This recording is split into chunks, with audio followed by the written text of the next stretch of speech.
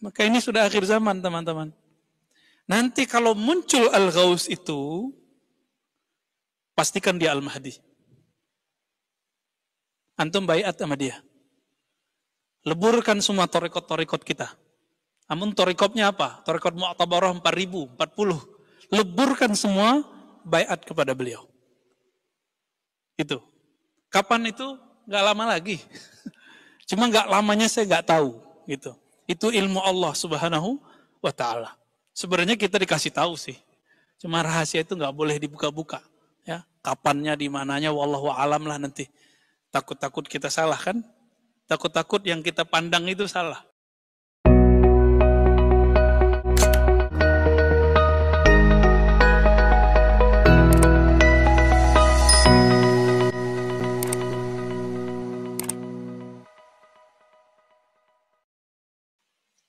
Assalamualaikum warahmatullahi wabarakatuh. Alhamdulillah rabbil alamin. Hamdan yuafi ni'amahu yukafi'u mazidah. Asyhadu an la ilaha illallah. Asyhadu anna Muhammadan abduhu wa rasuluh. Allahumma salli wa sallim wa barik ala sayyidina Muhammad, sayyidil wujud, sayyidil awwalin wal akhirin, wa ala alihi wa ashabihi wa li baitihi wa zurriyatihi jama'in. Amma ba'du. Ya, fadal. Marhaban. Baik teman-teman yang makan Allah, mari kita mulai kajian kita pada sore ini sebagai ikhtitam dulu di tahun ini ya. Biar kita istirahat sejenak. Insya Allah nanti kita lanjutkan di pertengahan Januari insya Allah. Kitab yang kita kaji Zubat Khulasati Tasawuf, sebagaimana teman-teman sudah punya sebagian ya. Sebelumnya kita sudah sampai di muqaddimah mengenai alam. Maka sebelumnya naqra al-Fatihah, kita baca surah al-Fatihah, nuhdiha ila Sayyidina Muhammad sallallahu alaihi wasallam wa Sayyidina al-Mahdi khalifatillah wa Sayyidina Baliya ibn Mulkan al-Khidir alaihi salam wa lil muallif al-Imam Izzuddin Abi Salam wa shaykhihi Abi al-Hasan al-Shadili wa Sultan al-Awliya Abdul Qadir Jilani wa Syah Naqsyabandi wa Sidi Ahmad Tijani lahumul Fatihah. A'udzu billahi minasyaitonir rajim. Bismillahirrahmanirrahim. Ar-Rahmanir-Rahim. Maliki yaumiddin. Shiratal ladzina an'amta 'alaihim ghairil dhalin. Amin. Enggak bisa di depan aja. Terganggu enggak, Edo? Depan. Aman. Ya, di maju sini aja, hadapnya ke saya. Ya, fadal. Ya, fadal.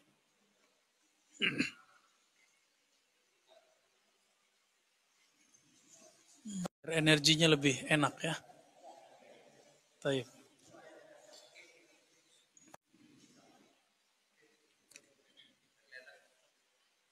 Baik.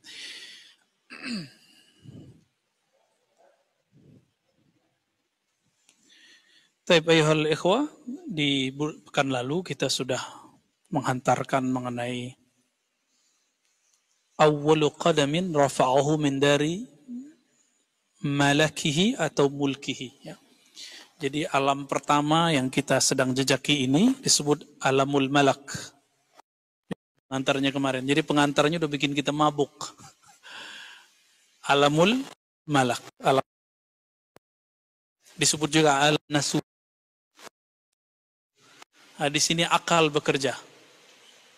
Alam nasut ya.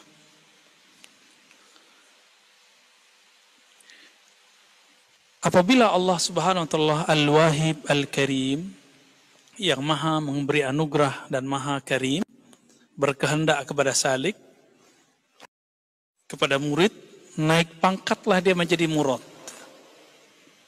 Masih ingat? Awalnya dia murid. Apa arti murid? Orang berkehendak usul ilallah. Hendak sampai kepada hadirat Allah Subhanahu wa ta'ala.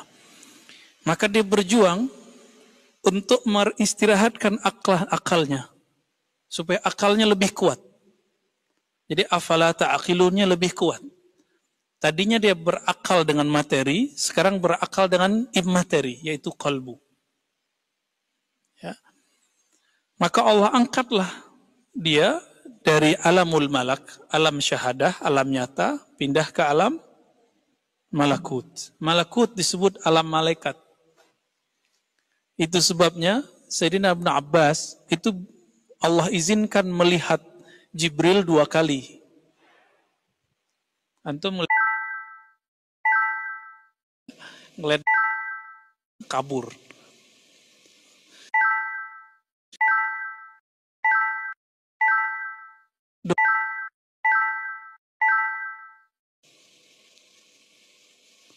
Kenapa para malaikat zikirnya zikir jahar itu? Subhanallah, alhamdulillah, wala ilaha illallah, wallahu akbar.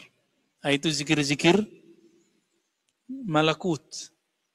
Jadi malaikat itu ada yang min awwal ma khuliq.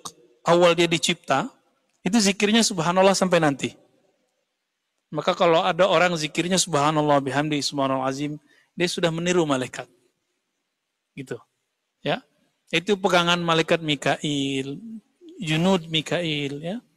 Bahkan disebut hamalatul arsh, pemikul arsy. Sering dengar surat Az-Zumar bagian akhir, ya, hamilul arsh.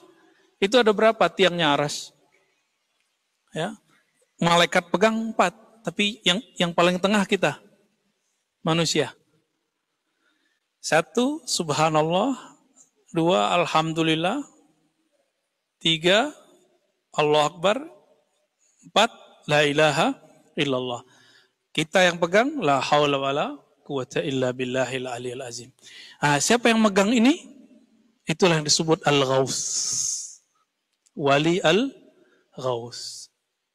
Inilah yang Nabi katakan, la taqumus sa'ah hatta la yuqal fil ardi Allahu Allah. Kiamat tidak terjadi sampai tidak ada lagi yang membaca kalimah Allah. Di lisannya dia baca la haula wala quwata illa billah, tapi sirnya membaca Allah. Allah. Itu sebabnya hampir semua tarekat sufi punya zikir ini. Zikir disebut ismul jalalah. Tapi dalam tarekat Naqsyabandiyah disebut ismuz zat bi ismil jalalah. Ya. Zikir ismuz zat dengan nama jalalah. Tapi dalam ilmu kerohanian yang khidriyah, Allah itu bukan ismuz zat. Ismuz zat ada lagi yang rahasia. Tapi dia disebut sebagai ismul jalalah atau ismul a'azam, nama agung. Siapa yang ingin memuliakan Allah, maka di kalbunya harus ada nama ini. Ya. Maka kita zikir, ya, berapa kali minimal? Awal ketemu saya berapa dulu? 1000, ya kan? Latihan aja. Itu latihan, bukan pembatasan. Aqallu ma yaqra' bidzalika salik. Minimal. Nanti naik 200, 2000, naik 5000, naik bertahap. Karena antum nggak mungkin kan khalwat 40 hari. Ya, yang menghidupkan khalwat 40 hari dulu kan Maulana Al-Imam Suhrawardi, murid Syekh Abdul Qadir Jilani. Tapi kemudian itu hilang, habis dimakan zaman, dihidupkan kembali oleh Maulana Khalid Al-Baghdadi Ad-Dimashqi. Beliau menghidupkan. Tarekat beliau Naqsyabandiyah Al-Mujaddidiyah. Karena beliau mentajrid ditambah khalwat disebutlah Khalidiyah. Ini yang berkembang di hampir semua wilayah Indonesia. Adapun tarekat Qadiriyah wan Naqsyabandiyah, Naqsyabandiyahnya bukan ke Khalidi, tapi cuma sampai Muzhariyah. Nah, Imam Khalid tadi juga Muzhariyah. Makanya terjadi konflik antara mereka dulu. Ya, konflik. Kenapa nih Maulana Khalid kok buat arba'in lagi? Bid'ah ini gitu. Nah, dijawablah oleh muridnya, dijawab oleh beberapa masyaikh dan masalah itu sudah selesai. Ya. Nah, di Indonesia, khususnya Sumatera, Banten, itu mereka zikirnya seperti itu. Sampai ke Jawa Timur saya lihat yang Khalidiyah, mereka punya khalwat 40 hari. Ya. Adapun di Syaziliyah masih, cuma Syaziliyah mereka suhbah lebih banyak daripada khalwat. Ya, suhbah, bersuhbah, ngaji, ketemu, khidmat kepada guru, itu lebih banyak. Karena suhbah itu kadang lebih berat daripada khalwat. Kalau khalwat ngurus diri. Kalau suhbah ngurus ego. Lebih berat ngurus ego. Ya, antum harus nanggalin jubah-jubah keilmuannya, gelar-gelarnya, gelar-gelar ilmiahnya, gelar-gelar kiainya. Copot semua itu, baru benar suhbahnya. Kalau enggak jadi murid sadik, jadi muridnya murid kazib. Banyaklah murid kazib sekarang ini. Yang hanya mengikuti kiai, guru, syekh, ustadz, mursyid, karena ada hajat dia pada guru itu. Kalau hajatnya selesai, dia tinggalin. Ya. Nah, itu alamul malakut. Itu udah tinggi itu ya. Alamul malakut itu mulai dari Baitul Izzah, langit pertama, sampai Baitul Ma'mur. Jadi udah tinggi. Langit ketujuh sudah. Maka orang ini sudah wali yang tinggi. Jadi, jangan macam-macam. Ya. Rata-rata mursyid-mursyid antara Baitul Izzah itu sampai Baitul Ma'mur. Rata-rata. Jadi wali-wali yang antum kenal masyhur sekarang fid dunia, belum tentu dia masyhur ke alam setelahnya, ya. Tapi minimal masyhur sampai ke Baitul Ma'mur, namanya disebut-sebut. Nah, itu mereka, ya. Jadi ada yang di langit 1, ada yang langit 2, ada yang langit 3, ada yang langit 4, itu mereka antri. Kalau selama di dunia mereka riyadhah zikir, lalu dapat ijazah dari gurunya, makomnya baru di Baitul Izzah, langit pertama, udah jadi guru. Nggak diteruskan riyadhah dan ma'rifatnya. Jadi nggak cukup riyadhah, ma'rifat yang paling penting. Maka mereka ya nanti kalau meninggal, nyari guru lagi di alam barzakh. Kan repot. Apa dalilnya? Dalilnya hadis Sahih Bukhari dan Muslim. Jangankan di alam barzakh, nanti di padang mahsyar orang mencari siapa yang bisa kasih syafaat. Cari guru, sang maha guru. Datanglah mereka ke Sayyidina Adam. Apa kata Nabi Adam? Saya udah nggak bisa ngajar, nggak bisa kasih syafaat. Datang ke Nuh. Kata Nuh, saya nggak juga bisa. Datang ke Ibrahim. Ibrahim bilang apa? Musa. Musa, Aisyah. Aisyah Nabi Muhammad Sallallahu Alaihi Wasallam. Kalau nggak diizinkan Nabi Muhammad, para nabi nggak dapat izin. Umat Nabi Muhammad duluan dapat izin daripada para nabi. Itu bisa bayangkan. Lebih keren kita kan? Lebih keren kita umat Muhammad. Itu sebabnya Nabi Yuna Musa alaihissalatu wassalam berdoa, ya Allah, jika aku bukan nabinya umat akhir zaman, tolong jadikan aku bagian dari mereka. Begitu Nabi Musa menanggalkan pakaian kenabiannya. Nabi Musa loh ya. Jadi coba tuh ya, antum yang punya ilmu macam-macam, tanggalin tuh. Pasti Allah angkat. Ini yang disebut wa ma tawadhu'a ahadun illa rafa'ahullah. Ini tawadhu' hakiki. Tidaklah bertawadhu' seseorang, tidaklah seseorang menanggalkan egonya, jubah-jubah dirinya. Saya murid si fulan, saya dapat ijazah dari fulan, saya tamat di sini, saya tamat di situ, saya hafiz Quran, saya hafiz hadis, saya jago fikih. Tanggalkan itu, baru sah disebut bersuhbah. Nanti orang ini Allah sendiri akan naikkan dia. Semoga kita termasuk mereka, amin ya rabbal alamin. Ini yang disebut nasab rohani, teman-teman. Yang ini yang punya cuma wali gaus. Tidak semua mursyid wali gaus.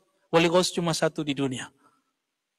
Ya, kita sudah sering ulang ya, biar antum tambah ingat. Jadi aulia-aulia itu ternyata per zaman beda kitab, beda cara nyusun strata kewalian. Tergantung di zaman itu si walinya bisa menangkap berapa. Di Indonesia dan termasuk di Turki, di berbagai tempat ya, ada Maulana Diyauddin Al-Khumushkhanawi, ahli hadis. Ya, beliau punya kitab judulnya Jami' Usul Aulia. Di situ menulis tentang strata para wali. Tapi beliau menyebutkan kutub cuma satu. Kutub yang satu itu namanya Al-Kutub Al-Ghaus. Namun kalau mengikuti sistem kenabian, berapa jumlah nabi? 124.000. Maka wali Allah ada 124.000 setiap masa. Berapa jumlah rasul? Yang masyhur 313.